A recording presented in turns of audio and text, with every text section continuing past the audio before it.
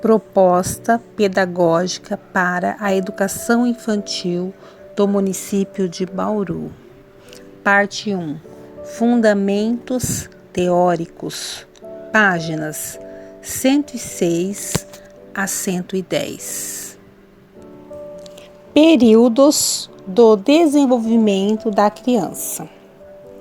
A partir dos princípios e pressupostos elaborados por Lev Vygotsky e das contribuições de Alex Leontiev, o sociólogo soviético Danil B. Elkony assumiu o desafio de elaborar uma teoria capaz de captar a lógica interna do processo de desenvolvimento psíquico desde uma perspectiva histórica e dialética, a qual apresentaremos a seguir, tendo como base o texto sobre el problema de la periodización del desarrollo psíquico en la infancia, Elkony, 1987. Nosso ponto de partida para compreender essa teoria será o diagrama elaborado pelo pesquisador Ângelo Antônio Abrantes, docente do Departamento de Psicologia da Unesp Bauru, que objetiva uma síntese gráfica do modelo teórico da periodização do desenvolvimento. O diagrama apresenta os conceitos fundamentais da periodização histórico-dialética do desenvolvimento: época, período, atividade dominante e crise. Podemos visualizar 3 épocas: primeira infância, infância e adolescência. Cada época é constituída de 2 períodos. A época primeira infância constitui-se nos períodos primeiro ano de vida, e primeira infância, a época infância constitui-se dos períodos idade pré-escolar e idade escolar. Por fim, a época adolescência constitui-se da adolescência inicial e da adolescência. Essa configuração das épocas constituídas por 2 períodos não é aleatória, mas busca captar a lógica interna do processo de desenvolvimento. Como já indicamos anteriormente, cada período é marcado por uma determinada atividade dominante: a comunicação emocional direta com o adulto. É a atividade dominante no primeiro ano de vida. No período primeira infância, é alçada ao posto de atividade dominante a atividade objetival manipulatória. Os períodos seguintes são marcados pelo jogo de papéis e atividade de estudo. Por fim, na adolescência, a comunicação íntima pessoal e a atividade profissional de estudo são as atividades que guiam o desenvolvimento psíquico.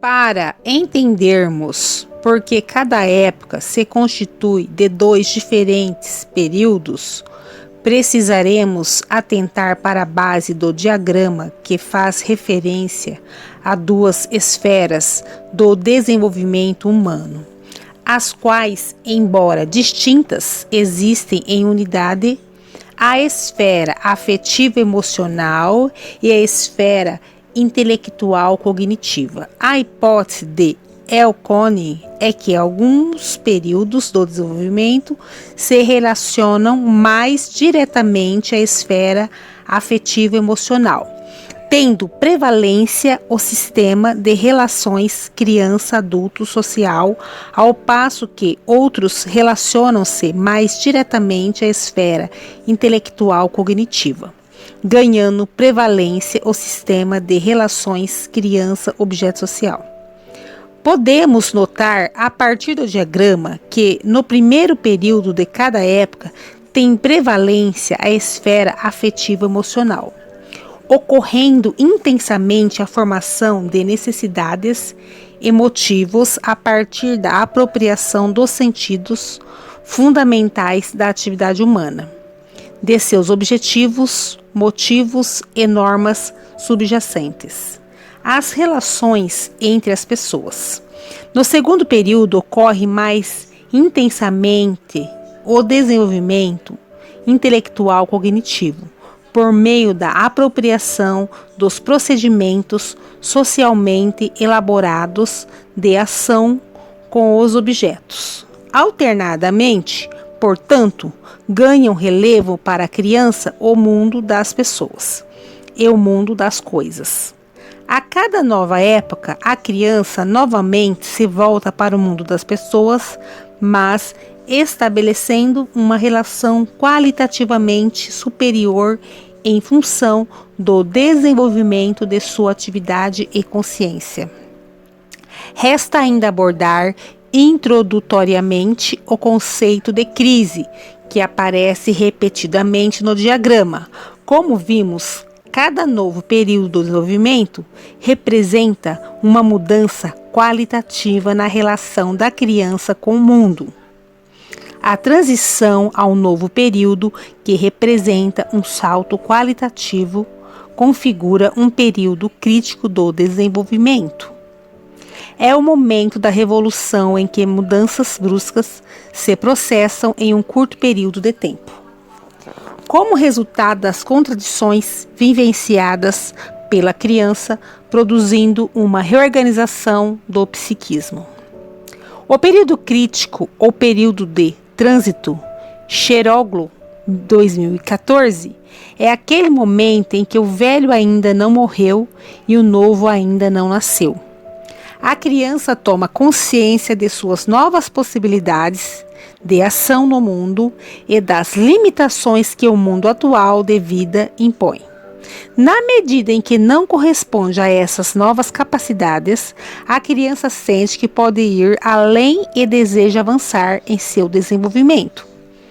Trata-se de um salto qualitativo no desenvolvimento da consciência, mas esse momento envolve grande tensão.